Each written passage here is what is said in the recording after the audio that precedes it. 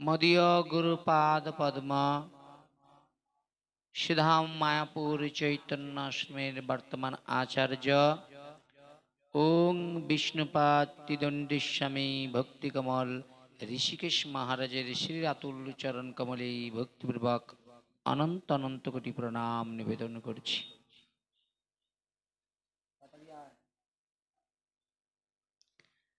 एवं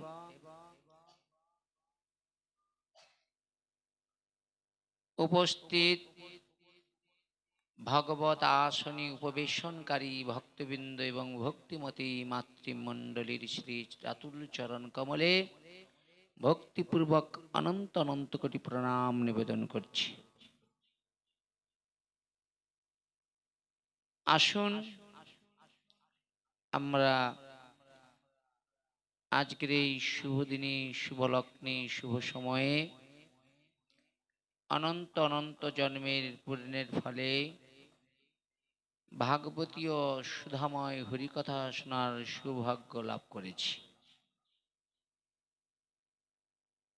कलिजुग पावन अवतार अवतार सारसार अवतार शिरोमणि श्री सचिरनंदन विष्णुप्रियार प्राणनाथ नदिया बिहारी भगवान श्री श्री गौरहरि যার অপার অনুকম্পায় আমরা সকলেই সমবেত হয়েছি শ্রীমদ্ ভাগবত মহাপুরাণ প্রেমভক্তির মহাযজ্ঞে। এই শ্রীমদ্ ভাগবত মহাপুরাণ এই প্রেমভক্তির যজ্ঞ যিনি আয়োজন করেছেন পূর্ব মেদিনীপুর জেলার অন্তর্গত কুমারচক গ্রাম নিবাসী মধুসূদন रक्षित महाशय तार सपरिवार आत्मीय स्वजन बंधु बान्धव सबाइके এই ব্যাসপীঠ থেকে সকল ভক্তবৃন্দকে সর্ববিশ্বের যত শুদ্ধ কৃষ্ণ অনুরাগী ভক্তবৃন্দ রয়েছেন সর্বধর্মের সাধু সন্ত ব্রাহ্মণ বৈষ্ণব সবাইকে সশ্রদ্ধা প্রণাম নিবেদন করছি।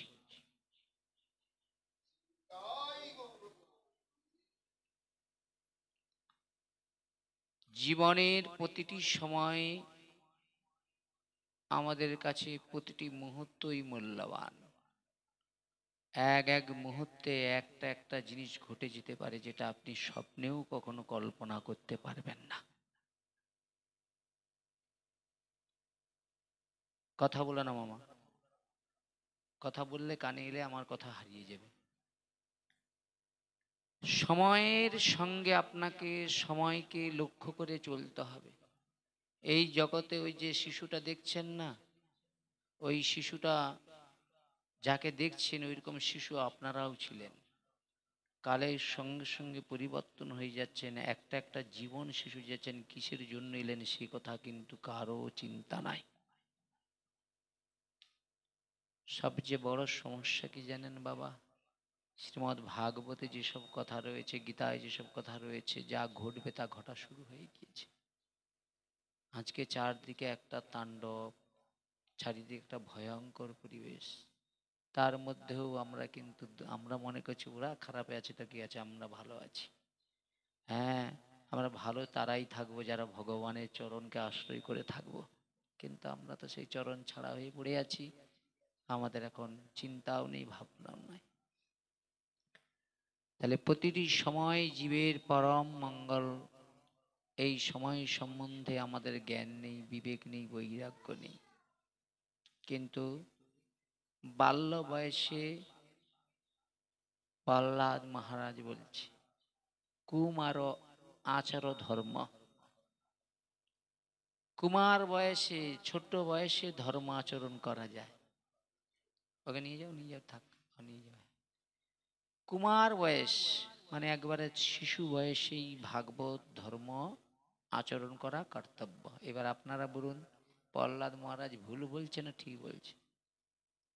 আপনারা যারা এখানে এসেছেন সবাইকে আমার সশ্রদ্ধা প্রণাম জানিয়েছি। কেউ আমার শত্রু নয়, সবাই আমার বন্ধু বা আত্মীয় স্বজন।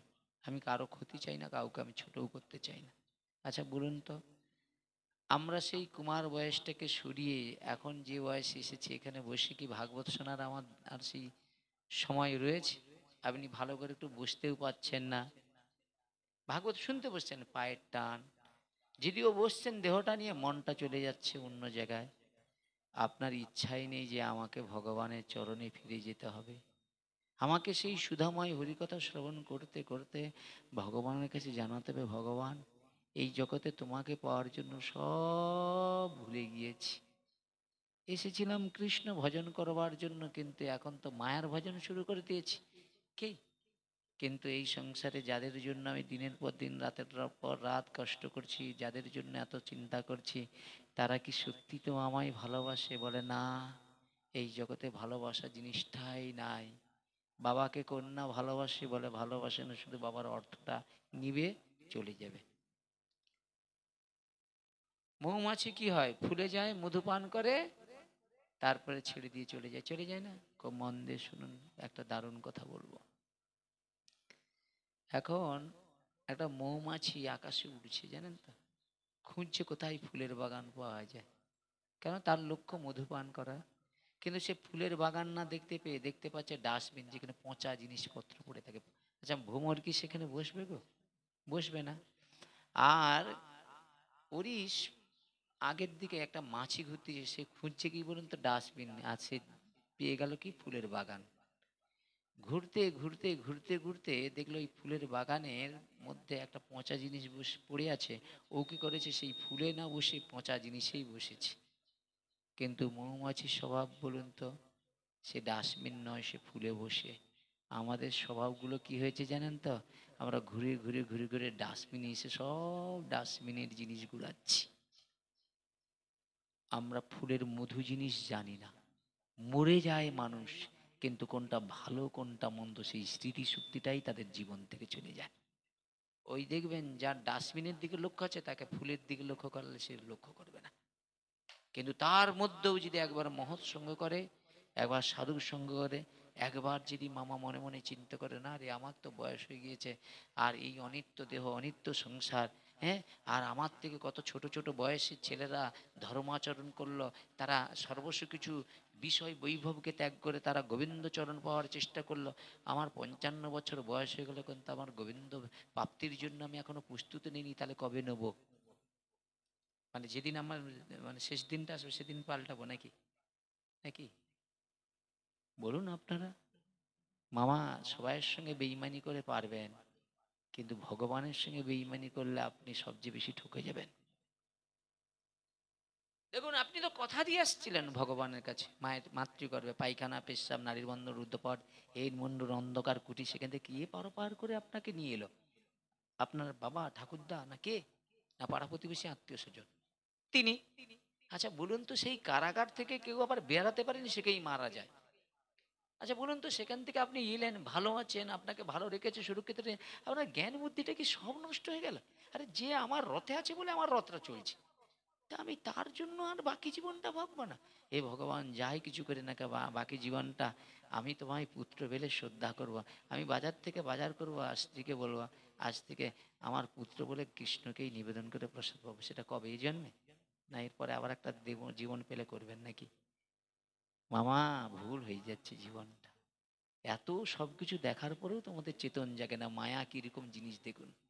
একটা শিশুর মধ্যেও পরিবর্তন হয়, কিন্তু আমরা যারা বড়, যাদের মধ্যে জ্ঞানের বিবেক বৈরাগ্যের উদয় হয়েছে, তাদের মধ্যে জাগছে না। আরে চলে গেলে তো আজ থেকে অনেক দিন আগেই চলে যেতেন। হ্যাঁ, সেই দিন কিন্তু ওই আপনার আপনার আত্মীয় স্বজনরা আসছে, 2 মিনিট দেখছে চলে গেছে, কিন্তু আপনার প্রকৃত আত্মীয় কে? আপনি তাকে খুঁজতে গেলেন। হ্যাঁ, ভগবান ছাড়া যদি আপনার কেউ আত্মীয় আপন না হয়, তাহলে আপনি তার শরণাগত হচ্ছেন না কেন? হ্যাঁ, ভগবান আপনার বড় আত্মীয়, তার থেকে বড় একজন আত্মীয় আছে। কে বলেন তো? তিনি মধ্যস্থ নারদ। নারদের কাজ যিনি করে।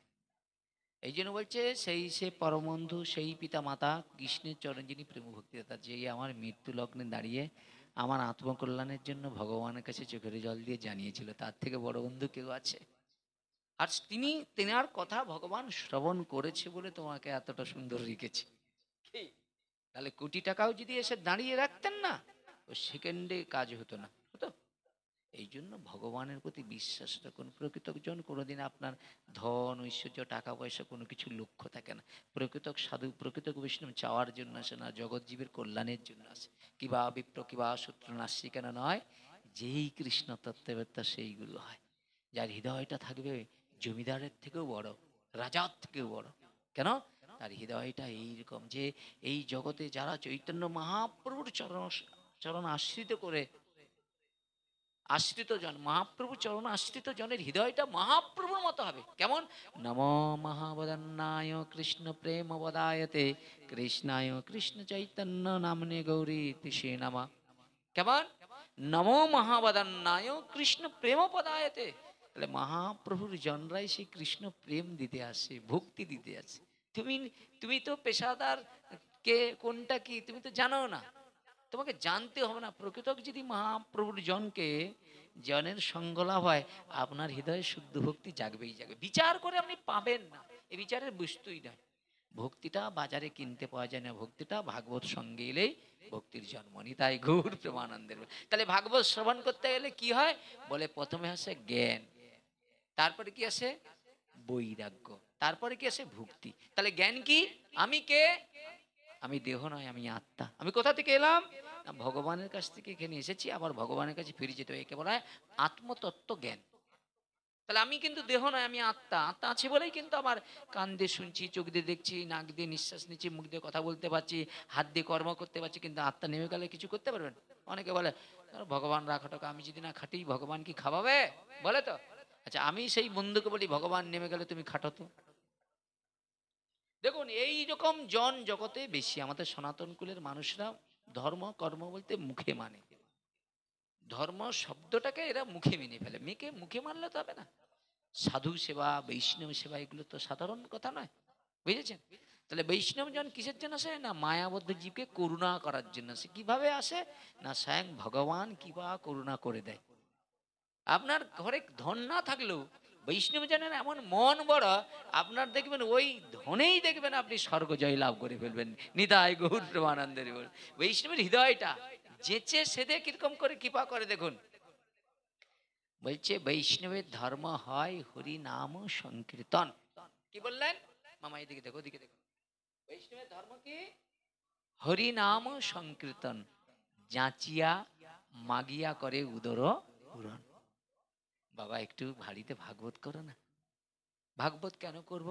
বলে ভাগবত হচ্ছে ভবরোগের মহা ঔষধ। আপনার বাড়িতে যদি একটা রোগ আসে, কত টাকা চলে যায়, আপনি ওইটার জন্য হ্যাঁ দুঃখ শোক করেন। আচ্ছা, ভগবানের নাম করে আপনারা কারা ভিখারি হয়ে গেছেন, কাঙাল হয়ে গেছেন? আমি তো কথা দিয়ে যাচ্ছি, 7 দিন এই বাড়িতে যদি ভাগবত হয়, এরা 7 দিন ভাগবতে যে টাকা খরচ করবে তার অনন্ত টাকা ভগবান মা অন্নপূর্ণা আগে থেকেই পৌঁছে দিবে, বুঝেছেন? কিন্তু আপনার দেখবেন, আপনি যদি ভগবানকে বাদ দিয়ে মায়াকে ধরে রাখেন, বছরে কত টাকা রোগ ওষুধে চলে যায়, চলে যায় না? কেন রোগ হচ্ছে, কেন যন্ত্রণা হচ্ছে? বলছে আমরা আমাদের মনটাকে ভগবত সেবায় লাগাতে পারি না। আমরা দেহকে নিয়ে চিন্তা করছি সব সময়। এই সমাজে যেসব দেখতেছি ভয়ঙ্কর কে রোগ কে শোক, এইসব তাদেরকে ধরে। কিন্তু যারা এরকম ভগবানের নাম জপকে শুরু করেছে, ভগবান বললেন যেই নাম সেই কৃষ্ণ ভজ নিষ্ঠা করি, নামের সহিত আছে আপন শ্রীহরি। নাম করলে, নাম যদি কেউ করে, কোনোদিন তাকে ব্যাধি তাকে স্পর্শ করতে পারেন। তাহলে ব্যাধি মুক্ত হওয়ার জন্য আমাদের প্রকৃত কর্তব্য কি? ভগবানের মহিমা শ্রবণ কীর্তন করতে হবে। কি করবেন তো নাকি সবাই করবেন তো মামা? তা সেই জায়গায় দাঁড়িয়ে আজকে আমরা ভাগবতীয় যে সপ্তাহের কথা আমরা আলোচনা করেছিলাম, আজ তার দ্বিতীয় দিন। এই দ্বিতীয় দিনে আমরা এমন একটা ভক্তের চরিত্র শ্রবণ করব, তিনি ভগবানকে অস্বীকার করে ফেলেছিল। যে ভগবানকেও তিনি, ভগবানের এত বড় ভক্ত, ভগবানকে অস্বীকার করে ফেলেছিল। তিনি গীতার কথাকে মিথ্যা মনে করেছিল। আজকে আমরা সেইরকম একজন ভক্তের কথা শ্রবণ করব। কথা বলো না বাবা, আজকে চরিত্রটা খুব খুব উচ্চমার্গের চরিত্র, বুঝেছেন? যে কথাগুলো শুনলে মানুষের কল্যাণ হবে, সেরকম কথা শুনতে হয়।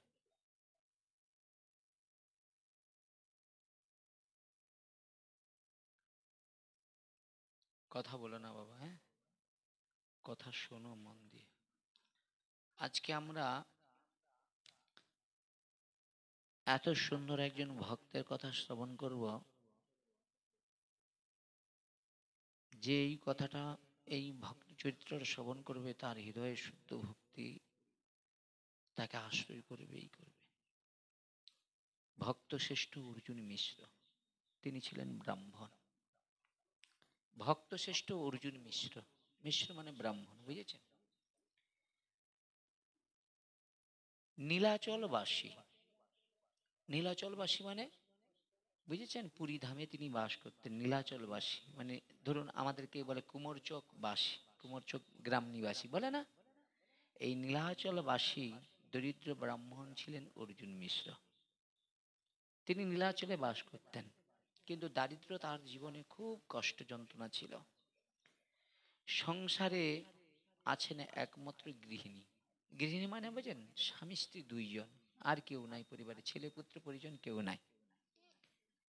ভিক্ষা করে জীবিকা নির্বাহন করতেন। অর্জুন মিশ্রের কাজটা কি ছিল? ভিক্ষা।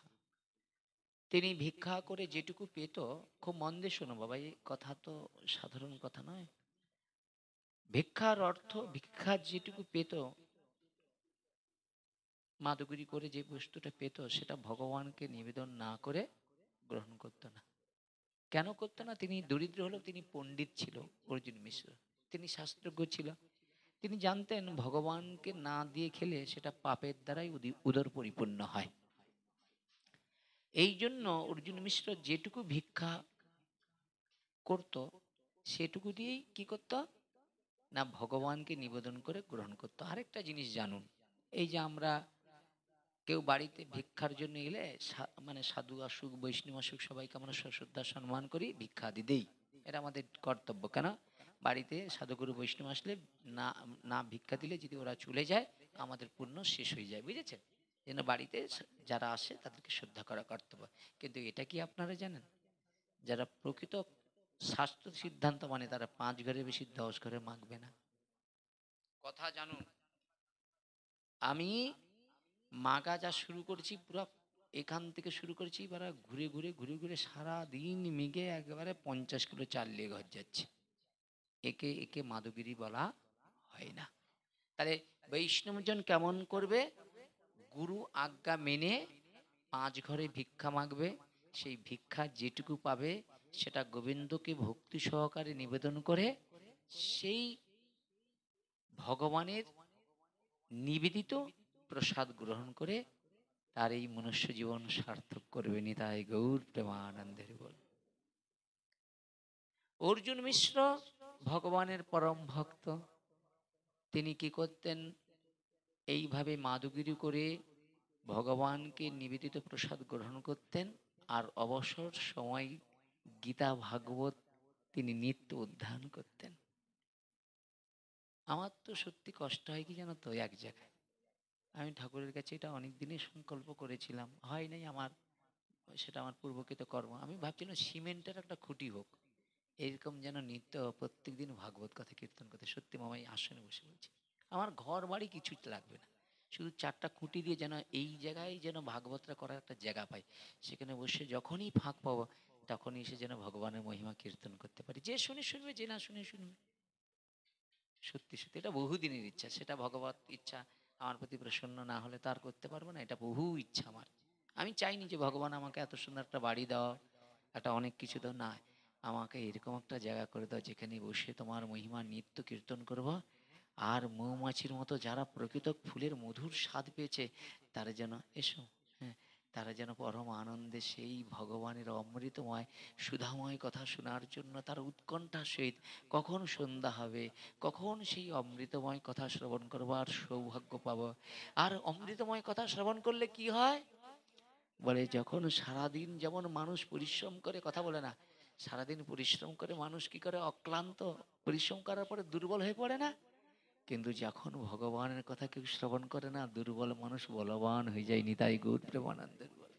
শুধু বলবান হয়ে যায় না, ভগবানের কথা শ্রবণ করলে কি হয় জানো? বলে মৃত মানুষ জীবিত হয়ে যায়। এই আমার কথা নয়, ভাগবতের কথা। বলে ভাগবত কথা শ্রবণ করলে কি হয়? বলে ভব রোগের, মানুষের ভবরোগ আধ্যাত্মিক আদি ভৌতিক, বলে সেই সব থেকে মানুষ পূর্ণ লাভ পায়। এখন আপনারা বলতে পারেন যে যেন শ্রীকান্ত ভাই আমি তো 2 দিন শুনলাম, তাহলে আমার কোমরের যন্ত্রণা পায়ের যন্ত্রণা কাটছে না কেন? বলে তুমি শুনছো, ভগবানকে একবার জানাও। ভগবান এত ডাক্তার এত সবকিছু কবিরাজ দেখালাম, তুমি তো আদি বৈদ্য। ভগবান তোমার এই তুলসীটা গ্রহণ করছি, আমি প্রতিজ্ঞা করে যাচ্ছি এই 7 দিন ভাগবত কথা শ্রবণ করে যদি আমার ওই যন্ত্রণা দূর হয়ে যায়, আমি একদিন ভিক্ষা মেঘে তোমার মহিমা শ্রবণ করব। আমরা পারি না এই কথা বলতে। ভগবানের কথা শ্রবণ করলে কি হয়? বলে দুর্বল তো বলবান হয়ে যায়, যারা ভীত, ভীত মানে বোঝেন, যারা ভয় করে, মৃত্যু ভয়। এই সংসারে এই দেহধারী মানুষকে একদিন না একদিন দেহ ত্যাগ করতেই হবে। যারা মৃত্যু ভয় করে, যারা স্বজন হারানোর ভয় করে, বলে ভাগবত কথা শ্রবণ করলে মৃত্যু ভয় স্বজন হারানোর ভয় তার কেটে যায়। নিতাই গৌর হরি বল। বলে আর কি হয়? বলে ভাগবত কথা শ্রবণ করলে কি হয় জানো তো? বলে ভাগবত বার্তা যেখানে হয়, বলে ঘুমন্ত মানুষের কর্ণে যদি ভগবানের কথা শ্রবণ হয়ে যায়, তার কি হয়? তার ঘুম ভেঙে যায়, ভগবানের কথা শোনার জন্য তার আকৃষ্ট এসে যায়। আর ভগবানের কথা শ্রবণ করে তার যে ঘুমের যে মানে ভাবটা ছিল, সেই ভাবটা থেকে মুক্ত হয়ে সে পরম দিব্য আনন্দ লাভ করে। আর পরের দিন থেকে সে কি করে? ওই সময় না ঘুমিয়ে ভগবানের অমৃতময় সুধা কথা শোনার জন্য দূর দূরান্ত থেকে ছুটে আসে। তাই অর্জুন মিশ্র কি করতেন না, ভিক্ষায় যেটুকু পেতেন সেই ভিক্ষার বস্তু ভগবানকে ভক্তি সহকারে নিবেদন করতেন চোখের জল দিয়ে। এ ভগবান, এই জগতে কত জন কত পূর্ণবান, পূর্ণবান না? কারো ঘরের আগের দিকে 10টা 20টা গাড়ি, কেউ দুমড়াটা খাওয়ার জন্য কাঁদছে, ছটফট করছে, কেউ একটু শান্তির জন্য বাংলাদেশ থেকে আমাদের ভারতে চলে আসছে। সেখানে এমন কষ্ট এমন যন্ত্রণা, জীবিত মানুষগুলোকে ধরে কি করছে? পুড়িয়ে মারছে, কাকে ধরে কি করছে? মেরে এগুলো মুখ থুবড়ে দিয়ে টাঙিয়ে দিচ্ছে। আমরা শান্তি চাই, আমরা শান্তি প্রতিষ্ঠা করতে চাই। আর শান্তির জন্য এই পৃথিবীতে একটাই প্রয়োজন, সেটা হলো কি? বলে শান্তির জন্য একমাত্র ধর্মকে আশ্রয় করতে হবে।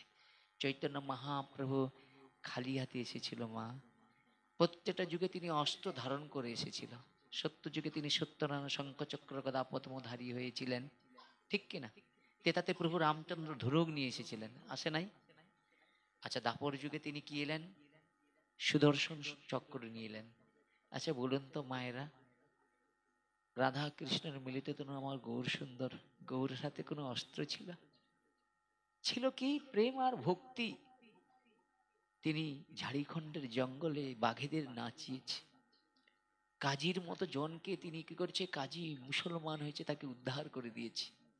যবনকুলে জন্মগ্রহণ করেছে হরিদাস ঠাকুর, মহাপ্রভুর করুণা কৃপা পেয়ে তিনি নামের আচার্য হয়ে গেল, কাজী উদ্ধার হয়ে গেল। আমরা পাজির দল, আমরা ভক্তি জিনিসটাই জানি না। আমরা ভক্তি করি কি জানো? হে ভগবান, আমার ছেলেটা যেন একটা ভালো চাকরি পায়, আমার কন্যাটা যেন একটা ভালো জামাই পায়, আমি যেন সারা জীবনে বেঁচে থাকতে পারি। এই সংসারে কেউ অমর নয়, কিন্তু অমর সে যে নিজ স্বার্থ ত্যাগ করে অপরের কল্যাণ চিন্তা করে। কিন্তু আজকের কলিযুগে এইরকম করলেও তো মানুষ তাকে নিয়ে মন্তব্য করে, করে নাই? মন্তব্য থাকবে, কিন্তু আমাদের মুখ্য উদ্দেশ্য প্রেম প্রয়োজন, ভক্তি প্রয়োজন। মহাপ্রভু এলেন, প্রতিজ্ঞা করে এলেন কার কাছে? শিবাসের কাছে। শিবাস নাম শুনেছেন? শিবাস হচ্ছে শুদ্ধ ভক্ত নারদ, শিবাসের কাছে এসেছেন। তাহলে মহাপ্রভু আসার আগে তার সব পরিকর এসেছে, ওই অদ্বৈত আচার্য এসেছে, শিবাস প্রভু এসেছে, গদাধর এসেছে, সবাই এসে গিয়েছে, নিত্যানন্দ প্রভু এসেছে। এখন শিবাসের কাছে মহাপ্রভু কি প্রতিজ্ঞা করলেন? শিবাস বলছে, প্রভু আমি যেতে পারি, তাহলে তোমাকে একটা প্রতিজ্ঞা করতে হবে। কি প্রতিজ্ঞা? না, আমার গৃহেতে 1 বছর তোমাকে হরিনাম সংকীর্তন করতে হবে। 1 বছর।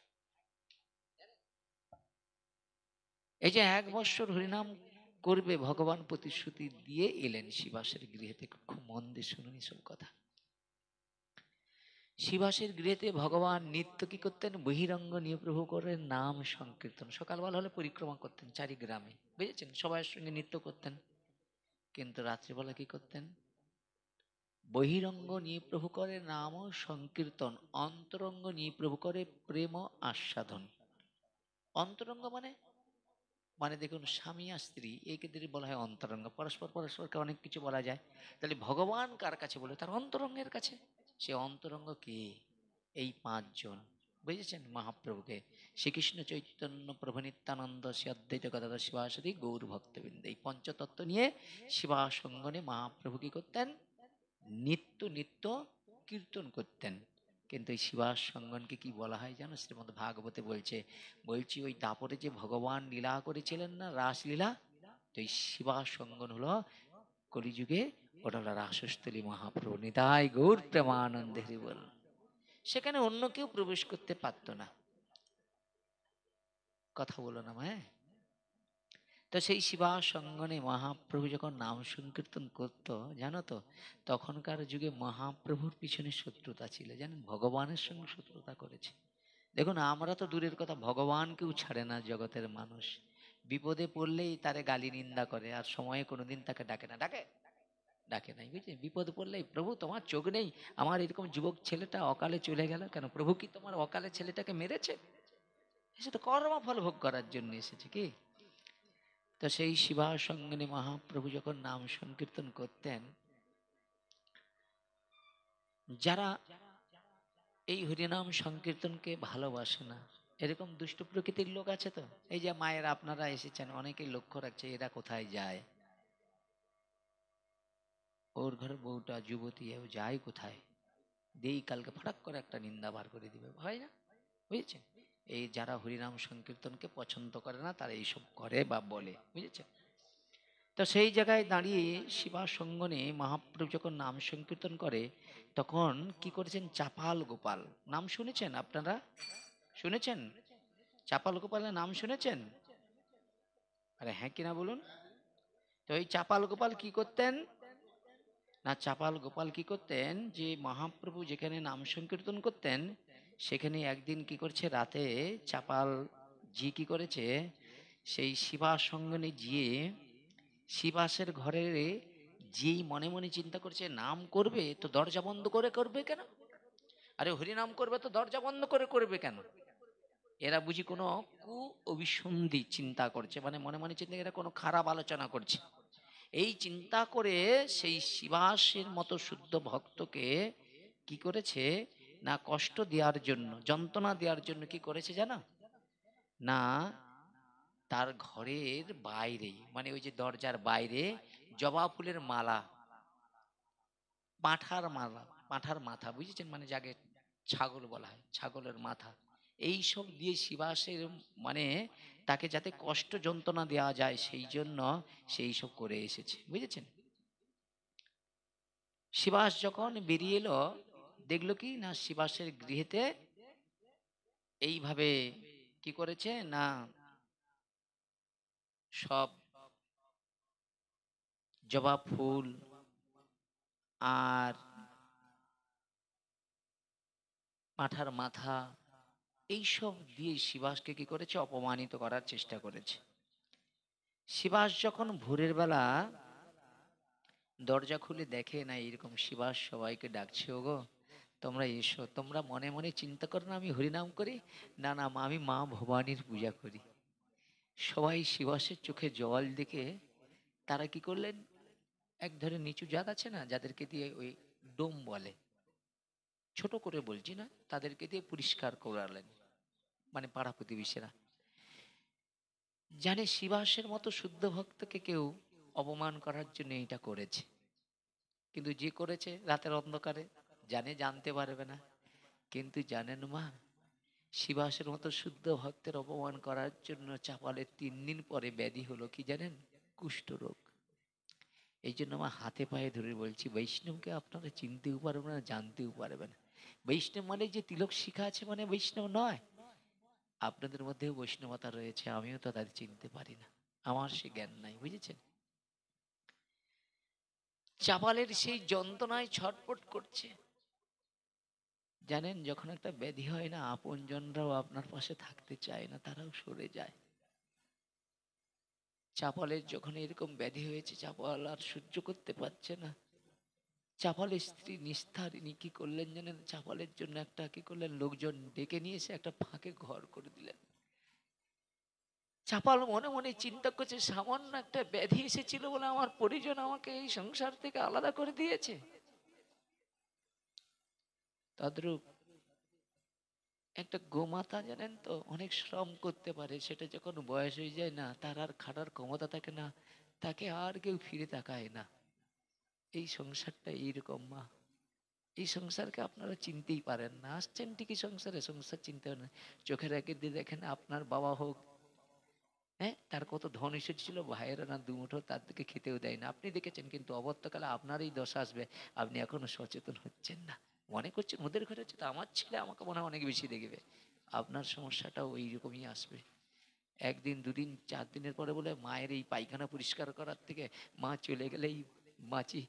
ওই মা কানে যখন শুনবে যে মা 10 মাস 10 দিন সন্তানকে গর্ভে ধারণ করেছে, সেই সন্তান বলছে ও মায়ের পায়খানা পরিষ্কার করতে পারছে না, মা চলে গেলে ভালো।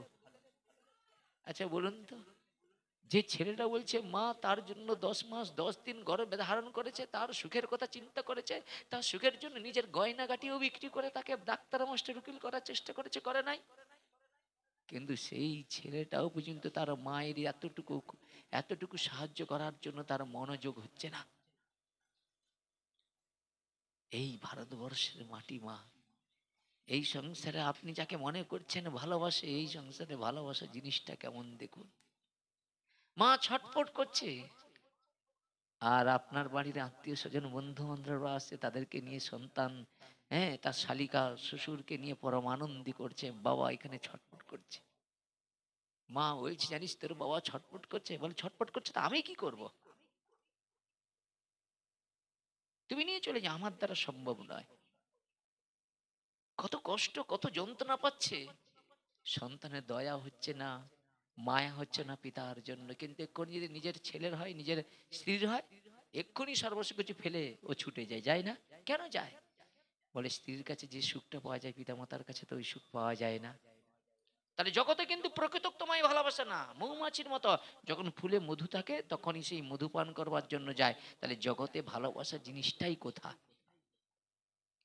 কিন্তু আপনার ছেলেটা যদি ধার্মিক হয়, আপনার ছেলেটা যদি তিলক শিখা করে, নিত্য ভগবানকে নৈবেদ্য প্রসাদ গ্রহণ করে, তিনি সব সময় বলবে, পিতা স্বর্গ পিতা ধর্ম পিতা হি পরমত প্রীতির পৃথিবী মান্যে প্রিয়ন্তি সর্বদেবতা জননী জন্মভূমিষ্য স্বর্গদেবী গড়িয়েছে। হে ভগবান, যে পিতা মাতার জন্য পৃথিবীতে এসেছে, যেন আমি পিতা মাতার সেবা করতে পারি নিষ্ঠার সহিত, তাই গৌর প্রেমানন্দ।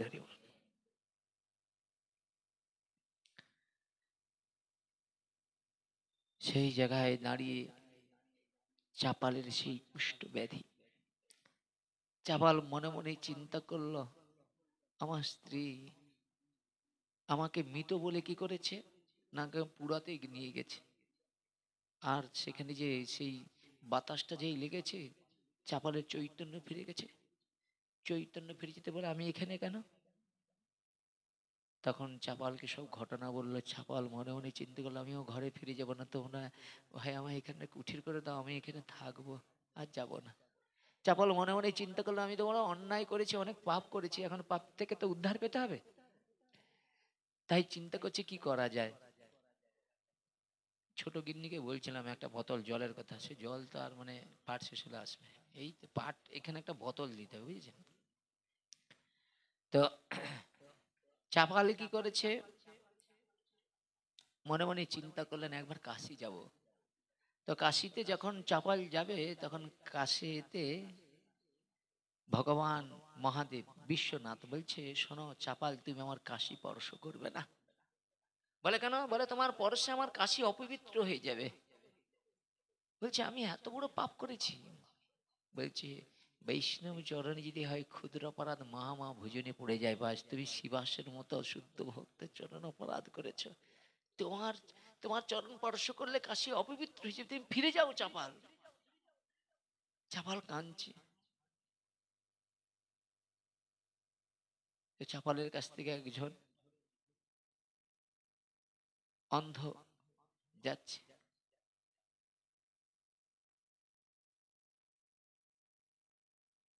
আর চাপাল কি করেছে, ওদের দেখে জিজ্ঞাসা করছে তোমরা কোথায় যাচ্ছ ভাই?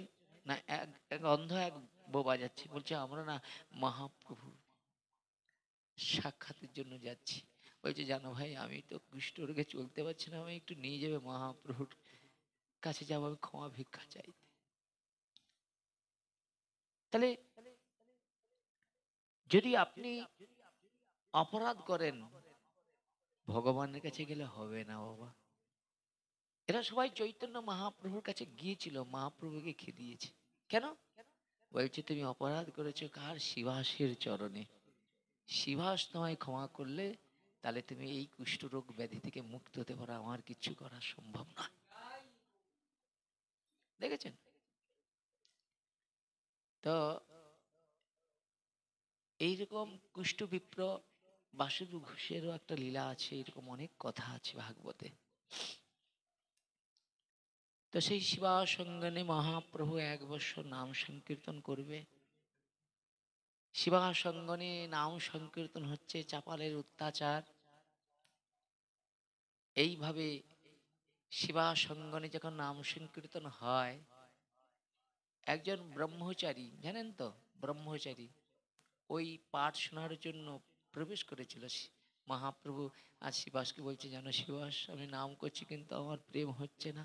তদ্রূপ আপনারা যারা এসেছেন, নাম আমি করব কিন্তু এমন জন এসে যাবে প্রেম আসবে না, প্রেম চলে যাবে। এটা জানো তো? এই যে নাম হয় এগুলো, এগুলো ভক্তের উপরে নির্ভর করে হয়।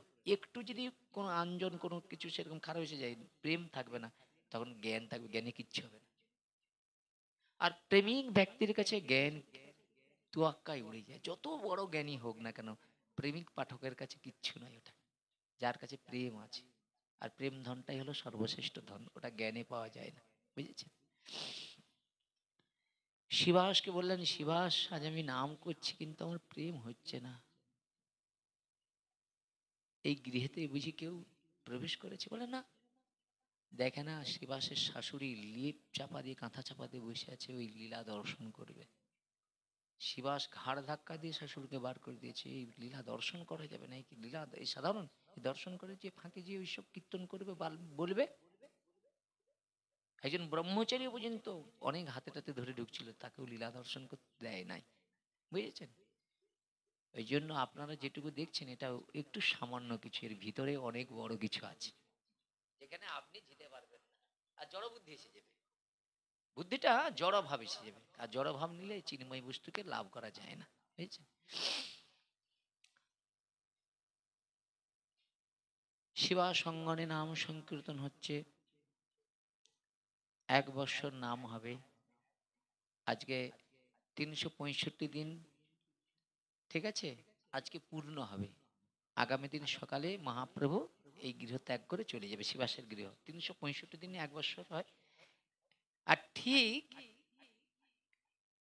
যখনই শিবাসের ঘরে মহাপ্রভু নাম সংকীর্তন করছে, ঠিক সেই সময় একটা কান্নার আওয়াজ বেরিয়ে এলো। আচ্ছা, পারবেন কেউ? কারো ঘরে ধরুন ভাগবত হচ্ছে, তাদের ঘরে একটা বড় সমস্যা হয়ে গেছে, আপনারা ভাগবতটা বন্ধ করবেন না করবেন নি বলুন? করবেন। কিন্তু এখানে দেখুন, শিবাস মনে মনে চিন্তা করলেন এই তো আমার মালিনীর কান্নার আওয়াজ। শিবাসের কানটা প্রচুর খাঁড়া, খরগোচের মতো, ফট করে ধরতে পেরে গেছে। বুঝেছেন? ও ওখান থেকে সুরসুর করে বেরিয়ে চলে গিয়েছে। যেই কি করছে, শিবাসের স্ত্রী মালিনী যেই কাঁদছে, মুখে চাপা দিল যাতে না আওয়াজটা বেরিয়ে যায়। মালিনীকে জিজ্ঞাসা করছে শিবাস, আরে তোমার কি হয়েছে? বলছে আমার একমাত্র প্রাণের ধন আমার পুত্র মারা গিয়েছে। যার ঘরে স্বয়ং ভগবান গৌরহরি নাম করছে, তার ঘরে তার পুত্র মারা গিয়েছে, এখন কি হবে বলি? শিবাস বলছে শোনো মালিনী, তোমার কান্নার আওয়াজ যদি গৌরের কানে যায়, তাহলে গলায় আমি কি করব, কলসি দড়ি দিয়ে বেঁধে ওই সুরদিনী গঙ্গায় পড়ে গিয়ে মৃত্যুবরণ করব। মহাপ্রভুর যেন কোনো কারণে কীর্তন মন্দ না হয়। নাম করবেন? হ্যাঁ, দেখেছেন কেমন এরা ভক্ত। আর যখনই শিবাস কি করেছেন, স্ত্রী ভয়ে কান্না বন্ধ করে দিয়েছে, পুত্রকে কি করলেন, ওই কনে কি করেছে, একটা চট চাপা দিয়ে পালিয়ে গেছে। পড়ে থাক, পারবেন আপনারা, হরিনাম শুনবেন, নাম, বুঝছেন। শিবাস কি করলেন, চোখটুকু মুছে মহাপ্রভুর কাছে গিয়েছে। মহাপ্রভু শিবাসকে বলছে, শিবাস, ও শিবাস, তোমাদের ঘরে কি কোনো বিপদ হয়েছে? তোমার মুখটা এরকম হয়েছে কেন শিবাস? জানো প্রভু, এই 1 বছর ধরে তোমার সঙ্গে নাম করে যে আনন্দ, সেটা বৈকুণ্ঠেও বুঝি নাই। হরিনামে এত আনন্দ, এত সুখ। জানেন, যারা ভগবানকে প্রকৃত ভালোবাসে তারা নিজের কানের গয়না পরে না, ভগবান গোপালকে পরায়। নিজে একটা বাড়ি করে না, ভগবানের জন্য থাকার বাড়ি করে, এসি লাগায়। জানেন আমরা ভালোবাসি কতটা। ভগবানের জন্য যারা করে না, আপনারা না দেখলে বুঝতে পারেন। এক একজন ভগবানের মন্দির বানিয়ে রয়েছে, তাতে এসি টিসি লাগিয়ে রাখছে। আর আমরা, আমি আমার কথাই বলছি, ভগবানের নাম পয়সা করি পাই না, এত দুর্ভাগ্য, বুঝেছেন। শিবাসকে দেখে মহাপ্রভু বলছে, ওগো শিবাস, তোমার কি হয়েছে একবার বলো না। তোমার চোখ মুখটা একটু শুকিয়ে গেছে, চোখে জল। শিবাস কেঁদে ফেলেছে। পারে আর নিজেকে ধরে রাখতে?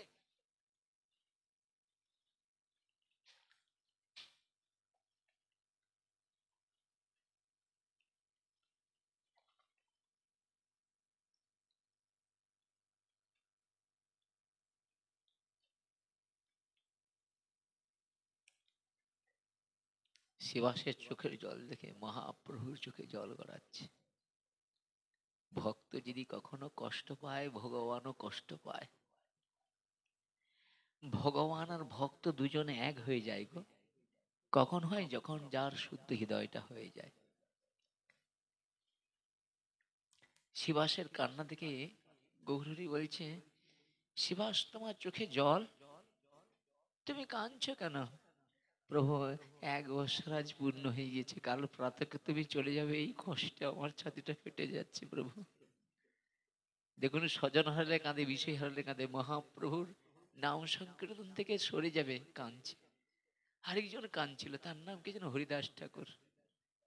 হরিদাস ঠাকুরকে প্রসাদ পাঠিয়েছে, হরিদাস ঠাকুর শুয়ে আছে। হরিদাস ঠাকুরকে বলছে, প্রভু প্রসাদ পাঠিয়েছে। হরিদাস বলছে, প্রসাদ কেমন করে পাই? 3 লক্ষ নাম না ছাড়া তো আমি প্রসাদ গ্রহণ করতেই পারি না। আমি ব্রত করেছি, 3 লক্ষ নাম করব, তারপরে প্রসাদ গ্রহণ করব। কিন্তু প্রসাদও তো নিয়ে আসছে, প্রসাদ না খেলে অপমান হয়ে যাবে। তাই এক এক কণা প্রসাদ নিয়ে জিহাই দিয়েছে। জিজ্ঞাসা করছে, তোমার কি হয়েছে? হরিদাস ঠাকুরকে জিজ্ঞেস, তোমার কি হয়েছে? বলছে, আমার দেহে রোগ নয়, আমার মনে রোগ হয়েছে।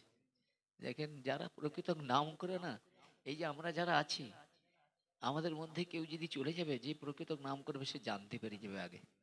যিনি নাম প্রকৃত করে, না হলে কিছু জানতে পারে। ও যেমন জন্মাচ্ছে, কে কখন যাবে কোনো গ্যারেন্টি নেই। আর প্রকৃত হরি ভজন যদি কেউ করে, সে মরার আগে 10 দিন আগে বলবে, আমি 10 দিন পরে মরবো, জেনেই যাবে। নাম যদি প্রকৃত করতে পারে, না হলে আমার মতো এই দুরাচারী পাপাচারী লোকের পক্ষে সম্ভব নয়, বুঝছেন। হরিদাস ঠাকুরের এই চোখের জল সহ্য করতে না পেরে গৌরের কাছে এসে বলছে, প্রভু প্রভু, হরিদাস ঠাকুর খাচ্ছে না, তার ব্যাধি হয়েছে। মহাপ্রভু ছুটে এসেছে, হরিদাস, ও হরিদাস, কি হয়েছে তোমার? প্রভু, তুমি এসেছো? জানো প্রভু, কয়েকটা দিন আমি ভালো করে ঘুমাতেও পারছি না, মনে একটা যন্ত্রণা। আমার দেহে রোগ নয়, মনে রোগ। প্রভু, আমি এই দেহ ত্যাগ করতে চাই। কি বলছো শিবাস, কেন? এই হরিদাস, কেন? না কেন জানো প্রভু, আমি আর থাকতে পারবো না, আমি সেই যন্ত্রণা সহ্য করতে পারবো না প্রভু, আমি তার থেকে চলেই যাব। মহাপ্রভু বলছে, হরিদাস কি হয়েছে? বলছে, প্রভু সে কথা আমি বলতে পারবো না, কিন্তু আমার একটা ইচ্ছা আছে, প্রভু পূরণ করবে। বলে, কি কি ইচ্ছা? মহাপ্রভুকে হরিদাস ঠাকুর তার মনের ইচ্ছা বলছে। আমরা মনের ইচ্ছা না, মারা যাওয়া যদি মারা যাবো এরকম পরিস্থিতি, বলে তোর বাবার কি মনের ইচ্ছা, বলে বাবা বলে বলে যার বিড়ি খাওয়ার ইচ্ছা আছে সে বলে 2 বান্ডেল বিড়ি এনে দে, যার মদের ইচ্ছা বলে মদ নিয়ে আসে, কার মাংস খাওয়ার ইচ্ছা মাংস খেয়ে নে, বুঝেছো? কিন্তু প্রকৃতটা কি ইচ্ছা দেখেন। হরিদাস ঠাকুর বলছে, প্রভু আমার আমার মনের একটা অভিলাষ আছে, জানো প্রভু? কি অভিলাষ? যখন ছাড়িয়ে আমি অন্তিম নিঃশ্বাস, প্রভু এই জগতে নিঃশ্বাস একদিন না একদিন সবাইকে ছাড়তে হবে, হবে না? হবে না? আপনারা তো ছাড়তে হবে না বলেই আপনারা করছেন না হরিভজন, কি ছাড়তে হবে? ছাড়তে যখন হবে তাহলে একবার ভগবানের কাছে আত্মনিবেদন করে নাই, ভগবান ছেড়ে তো যাব, ছেড়ে যাওয়ার আগে শব্দ তোমার এখন জানতে পেরেছি, আমার হৃদয় মন সবার থেকে তোমার। যদি কেউ মন দিয়ে দেয় আর তো কিছু দিতে লাগে না রে বাবা। ভগবান কি ভিখারি? ভগবান বলছে মন মন ভাব মদ ভক্ত মজ্জে মং নমস্কুরু। জানো উদ্ধব, আমাকে জন এই জগতে সবাই পাওয়ার জন্য যাগ করে, যজ্ঞ করে, উপবাস করে, তপস্যা করে, দান করে, কিন্তু আমি নিত্য মুক্ত, এগুলোর দ্বারাই কেউ আমাকে কখনো পেতে পারে না, আমি নিত্য মুক্ত। কিন্তু জানো উদ্ধব, আমি একজনের কাছে নিত্যবদ্ধ। কার কাছে জানো? যারা গীতা পাঠ করে এই 5টা সম্বন্ধ জানতে পেরেছে, শান্ত দাস্য সক্ষ বাৎসল্য মধুর, মাতা মরে পুত্র জ্ঞানে করে না বন্ধন, অতিহীন জ্ঞানে করে লালন পালন, মোর পুত্র মোর সখা মোর প্রাণপতি, এইভাবে যেই মরে করে শুদ্ধ ভক্তি। তাহলে ভগবান কার? যার মনটা ভগবানকে দিয়ে ফেলেছে। হরিদাস ঠাকুরের এই কথা শুনে মহাপ্রভু অবাক হয়ে গেছে। কথাটা কি? যখন ছাড়িব আমি অন্তিম নিঃশ্বাস, মানে শেষ নিঃশ্বাস, মস্তকে চরণ দিও এই অভিলাষ। প্রভু তোমার দুখানা চরণ যেন আমি আমার বুকে বা মস্তকে ধারণ করতে পারি, এইটুকু তুমি কৃপা করো। কাঁদছে আর বলছে, দেখেন আশা আকাঙ্ক্ষা দেখুন এদের। দেখুন আমরা পাঠ শুনি, আমরা আকাঙ্ক্ষাগুলোকে অনুভূতি করতে পারি না, এটাই আমাদের দুর্ভাগ্য। তিনিও তো এই জগতে আসছিল আমাদের মতো একটা জড় দেহ ধারণ করে, তার আকাঙ্ক্ষাটা দেখুন। যখন ছাড়িব আমি অন্তিম নিঃশ্বাস, প্রভু মস্তকে চরণ দিও এই অভিলাষ, তব কৃপা গুণে পাব মধুর বৃন্দাবন, রাধা কৃষ্ণ হেড়িয়া জুড়াইব জীবন। মহাপ্রভু বলছে, শোনো হরিদাস, কৃষ্ণ যেন তোমার মনের বাসনা পূর্ণ করে। আচ্ছা, স্বয়ং রাধা কৃষ্ণের মিলিত তো গৌরহরি, তিনি তো মনে করতো, বলতে পারতো আমি তোমার মনের ইচ্ছা পূরণ করবো না। তিনি ভক্ত ভাব অঙ্গীকার করে এসছে বলে তিনি ভগবান হেও, তিনি ভগবান বলে কাউকে বলে না, বলেছে। কিন্তু কলির ভগবান দেখুন, আমাকে ভগবান সেজে বসে আছে আপনাদের কাছে, কি মালা পরে বসে আছে, কিন্তু কিছু কি প্রেম আছে, ভক্তি আছে? আমার দ্বারাই কি কারো সুখ হয়, শান্তি হয়? আমি কি কারো সুখ শান্তির কথা একবার চিন্তা করি? 24টা ঘন্টা কি করে সুখে থাকা যায়, শান্তিতে থাকা, এই চিন্তা করি। কিন্তু অপরের সুখ শান্তি কখন হবে? যদি অপরের গৃহে দিয়ে ভগবানের মহিমা কীর্তন করতে পারি, আর বিষয়ী মানুষ এই কথাগুলো যদি মনোযোগ দিয়ে কীর্তন কথা শ্রবণ করে, তাহলে তিনি সুখ শান্তি লাভ করে পরম আনন্দে জীবন যাপন করবে। বুঝেছেন? মহাপ্রভু বলছে, হরিদাস তোমার এই কথা শুনে আমি আর থাকতে পারছি না। কিন্তু জানো হরিদাস, তোমার তো দেহটা সিদ্ধ দেহ হয়ে গিয়েছে, তোমার আর হরিনাম করতে হবে না, তুমি নিত্য নিত্য প্রসাদ পাও, আর তোমাকে হরিনাম করতে হবে না। বলে, প্রভু আইন তো কখনো ভাঙতে পারবো না। এরপরে হরিদাস ঠাকুরের কাছে মহাপ্রভু স্বয়ং এসেছে। হরিদাস, ও হরিদাস, প্রভু এসেছ, একবার এসো না আমার কাছে। মহাপ্রভু হরিদাস ঠাকুরের কাছে গিয়ে বসেছে। হরিদাস ঠাকুরের 2 নয়ন দিয়ে গল গল করে অশ্রু বিগলিত হয়ে যাচ্ছে। ততটুকু দেখবেন আপনার যেদিন শেষ সময় আপনার আত্মীয় স্বজন এলে, আপনি মুখে বলতে পারেন, ওদের দেখলে না গল গল করে জল পড়বে, কিন্তু ওদের দর্শন করে জল ফেলালে সেটা বৃথা জল ফেলানো হবে। যদি আপনি ভগবত ভক্তকে দর্শন করতে পারেন, সে যদি আপনার কাছে ভগবানের মহিমা কীর্তন করে, আর ওই কীর্তন শ্রবণ করতে করতে যদি আপনার প্রাণটা চলে যায়, তাহলে এ জগতে আপনার থেকে সৌভাগ্য কেউ হতে পারবে না। বললেন, আপনি যাকে দুরাচারী বলছেন, সেই দুরাচারী মানুষটা ভাগবত কথা শুনতে শুনতে প্রাণ ত্যাগ করেছে বলে, ওই দুরাচারী ব্যক্তি ভাগবত কথা শ্রবণ করতে করতে প্রাণ ত্যাগ করেছে, ওর গোলক বৃন্দাবন যাত্রী হয়ে যাবে। নিতাই গৌর প্রেমানন্দের। হরিদাস ঠাকুরের মাথাটাকে গৌরহরি কি করেছেন, কোলে নিয়েছে জানেন। এই সামনে এসো, সামনে এসো। মাথাটাকে কোলে নিয়েছে গৌরহরি। হরিদাস ঠাকুর হৃদয়ে না, দেখুন গৌরহরি তো বাবা দেখেন একটা কিরকম জানেন তো, আপনাদের বোঝাই। আচ্ছা, আমরা মেলায় যাই না, যাই তো, যে মেলায় গেলে দেখবেন মিষ্টির একটা দোকান আছে, ওরা মিষ্টি দিয়ে পুতুল তৈরি করে না, করে হ্যাঁ কি না করে তো? আচ্ছা, মিষ্টির ওই পুতুলের যেখানে এই মুখ দেবে ওটা মিষ্টি লাগবে না, ঝাল তিতা লাগবে? মিষ্টি লাগবে তো। গৌরের হৃদয়টা না রাধারানীর প্রেম দিয়ে গড়া গো বাবা। প্রেম এমন একটা জিনিস জানেন তো, প্রেম এমন একটা জিনিস যেটা অন্য কোথাও পাওয়া যায় না। জ্ঞান পাওয়া যায় সব জায়গায়, প্রেম পাওয়া যায় এক জায়গায়। যেখানে প্রেমের চরণ পড়বে সেখানে একদিন না একদিন প্রেমময় করে দিবে ভগবান। নিতাই গৌর প্রেমানন্দের। জ্ঞানের দ্বারা হবে না, প্রেমের প্রয়োজন। হরিদাস ঠাকুরকে যেই স্পর্শ করেছে, হরিদাস ঠাকুরের প্রেম জন্মে গিয়েছে। হরিদাস ঠাকুর গল গল করে অশ্রু বিগলিত হয়েছে। অশ্রু কখন আসে যেন, প্রেম, প্রেমিক ভক্তের কাছে ভগবানের কথা বললেই ও আর থাকতে পারে না, গল গল করে কাঁদতে শুরু করে। আর আমরা পাহাড় পর্বত, স্বজন হারালে কাঁদি, বিষয় হারালে কাঁদি, কিন্তু কত জন্ম ভগবানকে হারিয়ে পুনরূপে জনন পুনরূপ মরণ। যাদেরকে আমরা এতদিন ধরে সংসারে স্বামী পুত্র পরিজন, এরা কেউ নয়, সব যাত্রা দলের নায়ক নায়িকা। অভিনয় শেষ হলে যে যার গিন্নম আলাদা। কেউ বৃক্ষ হয়ে জন্মগ্রহণ করবে, কেউ শুকর জনিতে যাবে, কেউ বাঘ হয়ে জন্মগ্রহণ করবে। আর যদি আপনার মহৎ সঙ্গ হয়, সদ্গুরুদেবের চরণাশ্রয় হয়, তাহলে আপনার কখনো নরক গতি লাভ হবে না। এই জন্য শুদ্ধ ভক্তের সঙ্গ একান্তই কর্তব্য।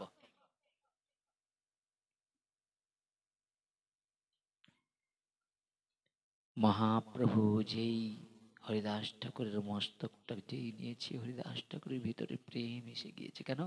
প্রেমময় পুস্তত রাধার প্রেম নিয়ে এসেছে। কেমন, কেন এলো না, ভগবান কেন এলেন এখানে একটু বলি না, আপনারা সাধারণ বুঝতে পারবেন না। যে যথামাং প্রবদন্তে তাং তথৈব ভজম্মা। ভগবান মুখে গীতাতে বললেন, যে যেভাবে আমাকে অনুসরণ করবে আমি তাকে সেভাবে কৃপা করি। মানেই যে আমরা তিলক রেখেছি, শিখা রেখেছি, ভগবানকে নিবেদন করে প্রসাদ পাই, মানেই ভগবান আমাদের, এটা ভুল। একজন মদঘোর, একজন দুরাচারী, একজন খুনিও যদি ভগবানকে শুদ্ধ হৃদয়ে ডাকে, ভগবান তার হয়ে যায়। ভগবানের কাছে এসব লাগে না, বুঝেছেন? শুধু কি আমি লাইনে আছি এর জন্য, কিন্তু আমি তো এটা করি, এতে কি ভগবান আমার হয়ে গিয়েছে? ভগবান তার। হ্যাঁ? আমি বুঝতে পারিনি। হুম।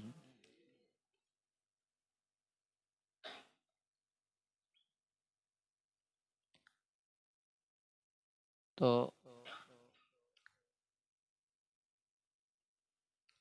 जय श्री राधे। ग्रंथराज श्रीमद् भागवत महापुराण की। आपन अपन गुरुदेव की। भगवान मंगल हरिनाम संकीर्तन की। जय जगन्नाथ बलराम सुभद्रा देवी की। नमः आचार्य हरिदास ठाकुर की। निताय गौर प्रेमानंद।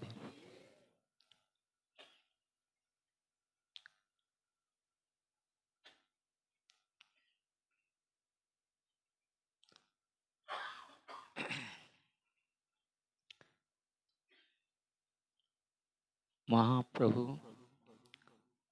स्वयं राधा कृष्णर मिलित तो नाम गौर सुंदर।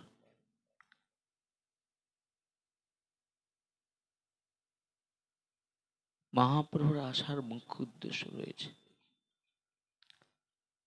मुख्य उद्देश्य की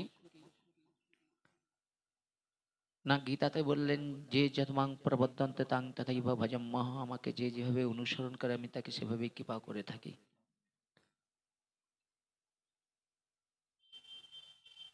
সেই ভগবান যখন ব্রজলীলা করার জন্য এলেন, তো ব্রজধামে ভগবান নিত্য সিদ্ধ গোপীগণ, কৃপা সিদ্ধ গোপীগণ। আচ্ছা, ওই দরজাটা বন্ধ করা যাবে? করে দাও তো, ওটা বন্ধ করে দাও, দরজাটা ওই সাইডটা বন্ধ করে দাও।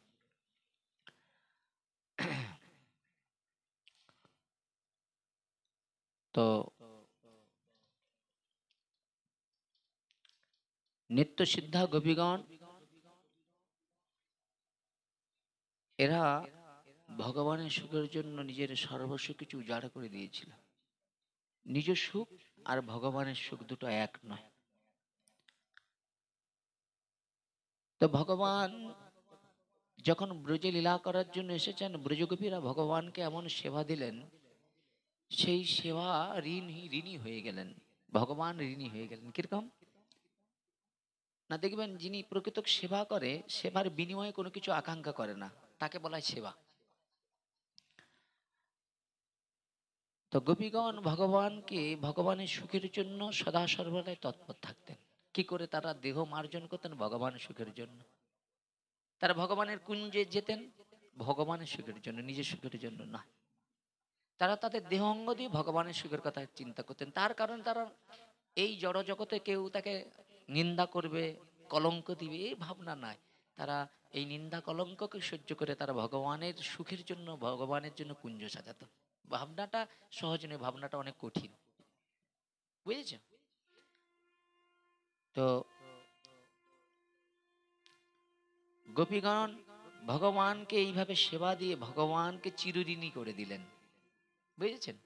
এখন ভগবান বলছেন, শোনো গোপীগণ, আমি তো ঋণী হয়ে গিয়েছি। তাই ভগবান বলছেন, সেই প্রতিজ্ঞা ভঙ্গ হইল গোপীরা ভজনে। তাহলে আগে প্রতিজ্ঞা করেছিল যে যথামাং প্রবদ্ধন্তে তাং তথাং ভজম্য, আমাকে যে যেভাবে ভালোবাসবে আমি তাকে সেইভাবে কৃপা করুণা করবো। তাহলে যে পড়াশোনা করবে সেই পাস করবে। কিন্তু এখানে সে কথা নয়, এখানের কথাটা সম্পূর্ণ আলাদা হয়ে গেছে। আলাদা কি বলে, এখানে পড়াশোনা থাকুক না থাকুক, কলিযুগে শুধু সাধু সঙ্গে এলেই পাস করে যাবে। নিতাই গৌর হরি বল। দিন গেলে একবার যদি গৌরাঙ্গ নামটা যদি বলে, হা গৌরাঙ্গ, গৌরাঙ্গ হয়ে যায় তার, আর তার পাপময় দেহটা নিয়ে নেয় গৌরাঙ্গ। ভাবুন তো। সেই জায়গায় দাঁড়িয়ে ভগবান বললেন, হে গোপীগণ, তোমরা যেভাবে সংসার বন্ধন ত্যাগ করে আমার সেবা করে দিয়েছ, তা আমি সেবারিনী হয়ে গিয়েছি, বুঝেছেন? সেবারিনী হয়ে গেছি। এখন সেই ঋণ তো আমাকে শোধ করতে হবে। তাই ভগবান বললেন, সেই প্রতিজ্ঞা ভঙ্গ হইল গোপীর ভজনে, তাহার প্রমাণ কৃষ্ণ শ্রীমুখ বচনে। হে গোপীগণ, তোমরা যেভাবে আমার সেবা দিয়েছ, ব্রহ্মার আয়ুকাল আমি যদি উবা পাই, ব্রহ্মার আয়ুকাল আমি যদি উবা পাই, ভগবান স্বয়ং বলছে, তথাপি শোধিতে ঋণ মোর সাধ্য নাই।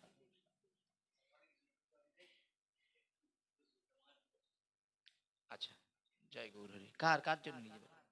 জয় শ্রীরাধ।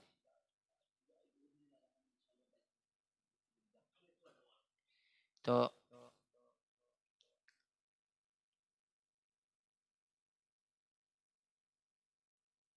ঋণী হয়ে গেলেন ভগবান কার কাছে?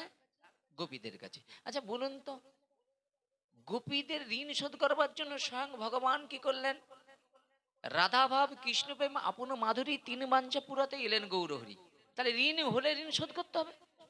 আপনার কাছে ধরুন আমি টাকাটা নিয়েছি, টাকাটা না যদি দেই, তাহলে আমাকে এ জন্ম না কোনো জন্মে দিতে হবে, হ্যাঁ কিনা বলুন? দিতে হবে তো। তাহলে ভগবানকে যদি কেউ একনিষ্ঠভাবে ভজন করে, তার ঋণ শোধ করতে হবেই ভগবানকে। তাহলে ভগবান সেই ঋণ শোধ করবে। আপনি বলুন তো, আপনার মতো মায়াবদ্ধ জীব, যা ধর্ম সম্বন্ধেই জ্ঞান ছিল না, যে মানুষটা আপনাকে ধর্ম সম্বন্ধে এই পথ পরিদর্শন করাচ্ছে, যে আপনার চিন্তা করছে আপনি কিভাবে এগিয়ে যাবেন, আপনি কিভাবে ভজন সাধন করবেন, আপনি কিভাবে আরো ভালোভাবে এগাতে পারবেন, যে বলুন তো, আপনার কিছু কর্তব্য থাকে না? থাকে না? আমরা কি করি, সেই ভালো ওই মানুষটারও কিন্তু ভুল ত্রুটি ধরার চেষ্টা করি। আমরাও মনে করি, আমরাও মনে করি যে উনি মনে হয় এগিয়ে যাচ্ছে, আমরা মনে হয় পিছিয়ে যাচ্ছি। এবং মানুষটাকে কিভাবে আস্তে আস্তে করে সবার কাছে খারাপ করা যায়, ছোট করা যায়, এই ভাবনাগুলো ভক্তিপথে কখনোই রাখা যাবে না। আরো মনে মনে চিন্তা করতে, হে ভগবান, আমি ছোট হয়ে যাই, আমি আমার সর্বশক্তি দিয়ে যেন ওকে সবার কাছে প্রতিষ্ঠিত করতে পারিনি। তাই গৌরী বল। কেন? প্রকৃত পিতামাতা কিছু চায় না, বিনিময়ে তার সন্তান যেন একটা ভালো প্রতিষ্ঠা জায়গায় পৌঁছে যেতে পারে, ভালো হয়ে যেতে পারে, ভালো কিছু করতে পারে। কি বাবা, ঠিক তো? তো এখন সেই জায়গায় দাঁড়িয়ে গোপীগণের ঋণ শোধ করবার জন্য ভগবান মনে মনে চিন্তা করলেন যে ওই ঋণ যে আমি করেছি, ঋণ শোধ করতে হবে। আর ঋণ শোধ করতে গেলে ভগবানকে কি করতে হবে? ভগবত তত্ত্ব থেকে বঞ্চিত হতে হবে। তাহলে ভগবান দেখেন, ভগবান কেন আসে?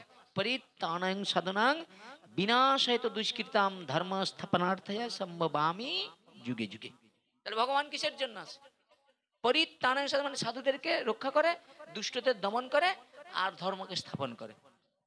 তাহলে এই কলিযুগেও ভগবান আসবে, কলিকে অবতার হয়ে, বুঝেছেন? আসবে ভগবান, আমাদেরকে সবাইকে প্রস্তুত থাকতে হবে, ভগবান আসবে। তাহলে ভগবান যে আসবে কিসের জন্য? না সাধুদেরকে রক্ষা করার জন্য, ভক্তকে রক্ষা করার জন্য, আর পাপিষ্ঠকে হত্যা করার জন্য, আর ধর্মকে স্থাপন করবার জন্য ভগবান আসবে। কলিযুগের প্রথম এসেছেন, কলিযুগে প্রথম সন্ধ্যায় অবতীর্ণ হইলেন কৃষ্ণ আপন দিয়া। এখন ভগবান যে আসবে তার বীজখানে যে ফাঁকটা পড়ে থাকে, কথাটা বোঝার চেষ্টা করি, এই যে ফাঁক, এই সময়টা ভগবান তো ইচ্ছা করলে যখন তখন আসে না, এই ফাঁক সময় ভগবান কাকে পাঠাবে? এমন হতে পারে চন্দনের মতো কোনো ভক্তকে, কি মেয়েদার মতো ভক্তকে, কি মাতাজির মতো ভক্তকে, এদের দ্বারায় হাজার হাজার মানুষ যাতে ভক্তি পথকে আশ্রয় করে, তারা শুদ্ধ জ্ঞান অর্জন করে, শান্তি প্রতিষ্ঠা করতে পারে, যেন হাজার মানুষ পরম শান্তির পথ দর্শন করতে পারে। তুমি জানবে কি করে কার দ্বারা কি হবে? জানতে পারবে কি? তোমারও দুই হাত, তারও দুই হাত, কি? কিন্তু ভগবানের কাছে একজন প্রতিজ্ঞা করেছিলেন, সে হলো নারদ ঋষি, শুদ্ধ ভক্ত। তিনি জন্মগ্রহণ করে কোথাও না কোথাও করেছে, তিনি প্রতিজ্ঞা করেছেন, আমি যদি ভগবানের দাস হয়ে থাকি, আমি সর্বধর্মকে কি করব? বিনাশ করে, আর ভক্তি ধর্ম প্রতি গৃহে গৃহে আমি প্রতিষ্ঠা করব, তবেই আমি গোবিন্দের দাস। নারদ প্রতিজ্ঞা করে এসেছে, আর তিনি কোথাও না কোথাও জন্মগ্রহণ করেও ফেলেছে এই সনাতন ধর্মকে বাড়ানোর জন্য, মানুষের ঘরে ঘরে ধর্ম প্রতিষ্ঠা করার জন্য। হিংসার ধর্ম ত্যাগ করো, প্রেমের ধর্মকে আশ্রয় করো। কেউ তোমায় গালি দিয়েছে, কেউ তোমায় নিন্দা করেছে, আরে ভাই ওটা তো আমি আগের জন্মে দিয়েছিল, এই জন্ম রিটার্ন করেছে, যে দিচ্ছে ওর মধ্যে ভগবান আছে, আমি যেন ওর অনিষ্ট না চেয়ে বসে নি, তাই গৌরী বল। এটা সাধু সঙ্গ হলে জানা যায়, ভক্ত সঙ্গে জানা যায়, বুঝেছ? সেই জায়গায় দাঁড়িয়ে এখন কোথায় ছিলাম মনে আছে তো আপনাদের? হরিদাস ঠাকুর, হরিদাস ঠাকুরকে মহাপ্রভু যেই তার মস্তকটা তুলে নিয়েছে কোলে, আর ভাবের উদয় হয়েছে। ওই ভাবের না, ওইখানটা একটু আটকে, গোপীদের কাছ থেকে একটু সরে আসছি, গোপীর কথা। তাহলে ভগবান বললেন, ব্রহ্মার আয়ুকাল আমি যদিও পাই, যদি ও বা পাই, তথাপি সতীদেরই মন শ্রদ্ধা হয়। তাহলে ব্রহ্মার আয়ু মানে, বলে সত্য তেতা দাপর কলি চারি যুগ জানি, চারি যুগে এক দিব্য যুগ, মানে একাত্তর চতুর্যুগে এক মন্বন্তর, 14 মন্বন্তরে ব্রহ্মা দিবসী ভিতর, মানে বুঝতে পারছেন? 70 যুগের বয়স হচ্ছে 17,28,000 বছর, তেতার 12,96,000 বছর, দাপরের হলো 8,64,000 বছর, আর কলির বয়স হচ্ছে 4,32,000 বছর। এইরকম চারটা যুগকে যদি এক জায়গায় রাখা যায়, তাহলে সত্য তেতা দাপর কলি চারি যুগে, চারি যুগের বয়সকে এক দিব্য যুগ মানি, একটা দিব্য যুগ হয়। তারপর বলছে 71 চতুর্যুগে, এরকম 71 চতুর্যুগে এক মন্বন্তর, 14 মন্বন্তরের ব্রহ্মা দিবসী ভিতর একদিন হয়, বুঝেছ? তাতেই ভগবান পূর্ণ এই ধরাতে নামে। ভগবান বলছে, এত বড় আয়ু যদি আমি পাই, তবু গোপীগণ তোমার ঋণ শোধ করতে পারবো না। তাহলে ভগবান কার কাছে থাকে? যিনি প্রকৃত শাস্ত্র সিদ্ধান্তকে হৃদয়ে ধারণ করে যথাযোগ্য সম্মানের সহিত ভাগবতীয় ধর্ম জগতের কাছে প্রচার করে, নিজ স্বার্থের জন্য নয়। ওই তিলক শিখা করলাম মানে, বড় বড় পাঠে বসে বড় বড় কথা বললাম মানে আমি বড় পাঠক না। বৈষ্ণবকে চেনে যায় তিলক শিখাতে নয়, বৈষ্ণবকে চেনে যায় ত্যাগে। যে অপরের দুঃখ দেখলে স্থির থাকে না, গাল দিলেও সে ছুটে যায়, নিতাই গৌর হরি বল। বৈষ্ণব তত্ত্বটা অনেক বড়। এখন ভগবান সেই ঋণ শোধ করবার জন্য চিন্তা করলেন, কিন্তু এখন দাপর যুগে, দাপর যুগ চলছে। ভগবান কি করলেন, একদিন রাধারানীকে গৌরের রূপ দর্শন করালেন। রাধারানী সকালবেলা, হ্যাঁ, সেই ঘুম থেকে উঠে প্রভুর কাছে গিয়েছে। প্রভু বলছে, আয় এসো। বলে, আমায় ছুবে না, আমি নষ্ট হয়ে গিয়েছি। বলে, কেন? বলে, পতিব্রতা স্ত্রী, মানে পতিব্রতা স্ত্রী মানে যে সতী, তার মনটাই তার স্বামীতে থাকে। আর যদি দুটো চারটা জায়গায় চলে যায়, তাকে তার পতিব্রতা থাকবে? বুঝেছ?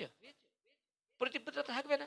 তা তদ্রূপ রাধারানী বলছে, শোনো হে গোবিন্দ, কাল রাতে না এক পরপুরুষের প্রতি আমার মন চলে গেছে, তুমি আমায় ছুঁবে না, তুমি নষ্ট হয়ে যাবে আমার পরশেতে। ভগবান বলছে, ওটা অন্য কেউ নয়, আমি ছিলাম। প্রভু কেন? বলে আমি এই রূপে গৌর হয়ে কলির মানুষকে কৃপা করবার জন্য যাবো, নিতাই গৌর হরি বল। বুঝেছেন? তাহলে প্রভু কিসের জন্য যাবে? বলে আরে আমি তোমাদের চরণে ঋণ করে রাখছি, সেই ঋণ শোধ করতে হবে। এখন ভগবানকে রাধারানী বলছে ঋণ শোধ করতে গেলে প্রভু তোমার আগে ঐশ্বর্য ত্যাগ করতে হবে। দেখুন, তাদের বৈষ্ণব ভক্তদের আগে ঐশ্বর্য থেকে নিচে নামতে হবে। আমরা সব, আমি আমার কথা বলছি, আমি ঐশ্বর্যের উপরে বসে প্রেম চাইলে পাবো? প্রেম কি আমার সাধারণ ঘরের জিনিস? রায় রামানন্দের সঙ্গে গোদাবরীর তীরে মহাপ্রভুর সঙ্গে রায় রামানন্দের কথা হচ্ছে, সাধন সাধ্য তত্ত্ব, এসব কথা প্রকাশ করলে তো অনেক কঠিন, এই সবাই নিতে পারবে না। সাধ্য সাধন তত্ত্ব গভীরভাবে 3-4 ঘন্টা শুনতে হবে।